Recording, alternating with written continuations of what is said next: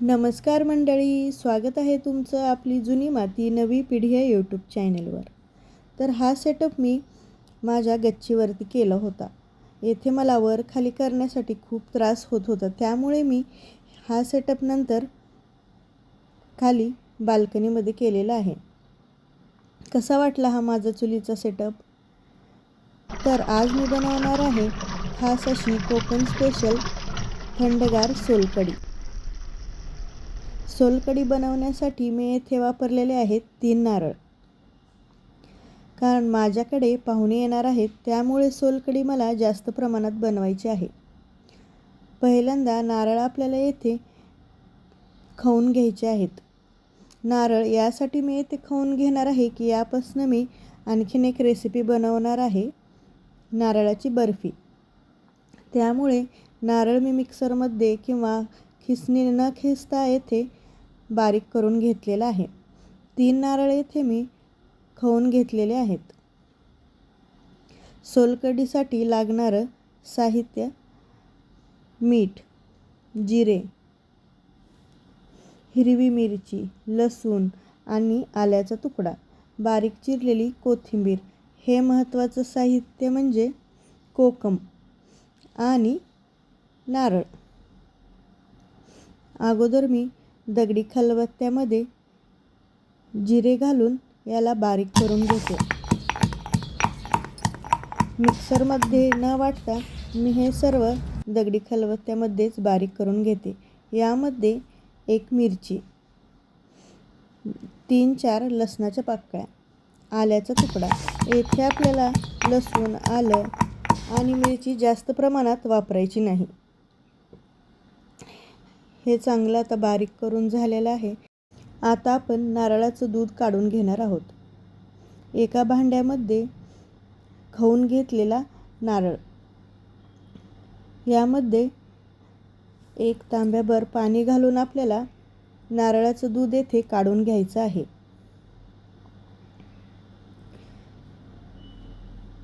याला जरा चांगलं मिक्स करून येथे आपल्याला या प्रकारे नारळाचं दूध काढून घ्यायचं आहे.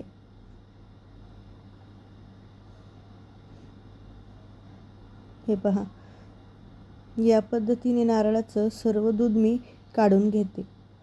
हे झाल्यानंतर हा नारळ आपल्याला आणखीन एकदा पाणी घालून यामधलं दूध काढायचं आहे. 2 वेळा मी येथे पाणी घालून हे दूध काढून घेतलेलं आहे. जवळजवळ 1.5 ते 2 लिटर दूध येथे मला नारळाचं मिळालेलं आहे. यामध्ये आपण बारीक केलेलं आलं, लसूण आणि मिरची घालून चांगलं ढवळून घ्यायचं आहे. यामध्ये याची चव उतरली की हे दूध आपल्याला एका सुती कपड्यामध्ये गाळून घ्यायचं आहे.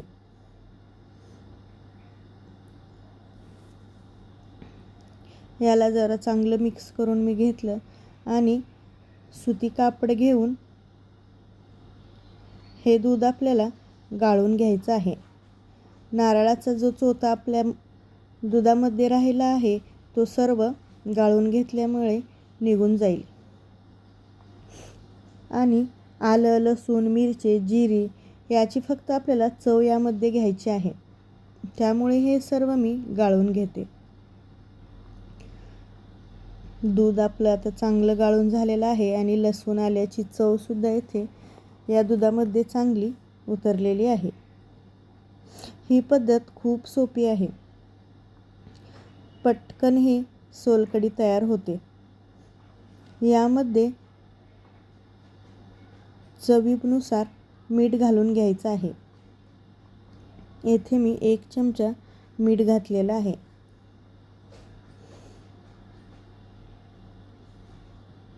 मीठ घालून झाल्यानंतर येथे 3 ते 4 चमचे कोकम मी वापरलेलं आहे.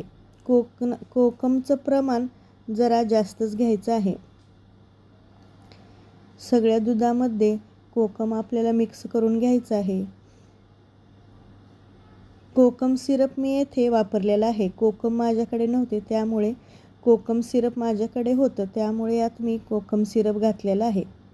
बारीक चिरलेली वरतून येथे कोथिंबीर घालून घ्यायची आहे. झटपट आपली येथे सोलकढी तयार झालेली आहे. थंडगार अशी सोलकढी.